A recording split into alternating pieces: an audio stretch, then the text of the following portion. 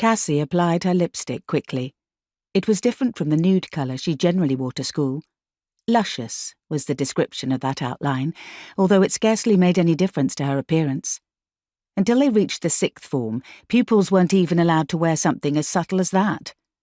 Not content with forcing pupils to wear uniform, the teachers had regulations governing makeup, jewellery, shoes, hair, everything they could possibly think of. But she was 16, and they couldn't stop her from doing whatever she wanted. It probably wasn't even legal for them to try. She popped another piece of bubble gum in her mouth and sighed. The initial burst of sweetness was almost sharp in its intensity, but after a few minutes the gum became tasteless. She pouted at her reflection in the mirror. Her lips, now a gorgeous bright pink, were lush enough for her purpose. Satisfied, she set to work on her eyes. While the lipstick was the most important element of her makeup, there was no point in leaving the job half done.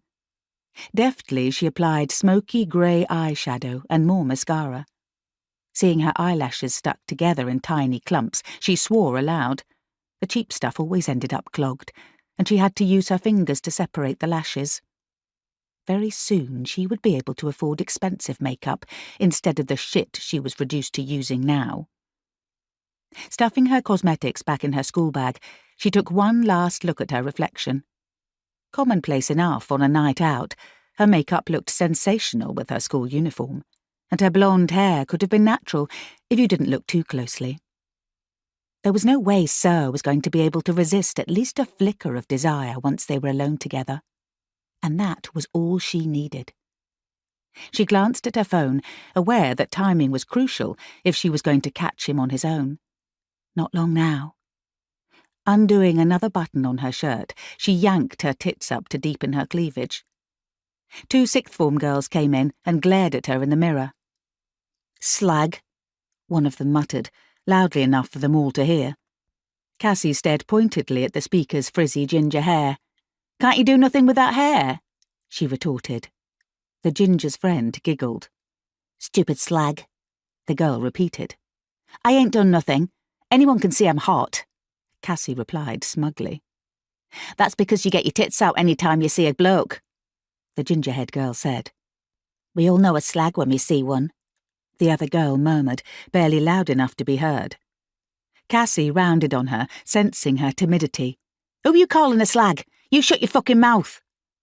The ginger-haired girl sniggered. "Slag, you open your legs for a stick of gum. Fuck off, I never," Cassie replied. She spat her gum straight into the girl's frizzy ginger hair. The girl shrieked in indignation and swore at Cassie, who darted off laughing. "Stupid bitch!" she called out as she left. "Don't worry, she'll get what's coming to her," Cassie heard one of the girls say before the door swung shut. "Oh, fuck off," Cassie muttered under her breath. "I gotta go." She hurried along the corridor and chose a position from where she could watch Mr. Moore's door unnoticed. It wasn't long before a class came charging out of his room, seconds after the bell.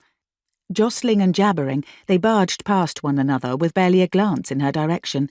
Normally she would have been put out at being ignored by her peers, but right now she was preoccupied with more important matters.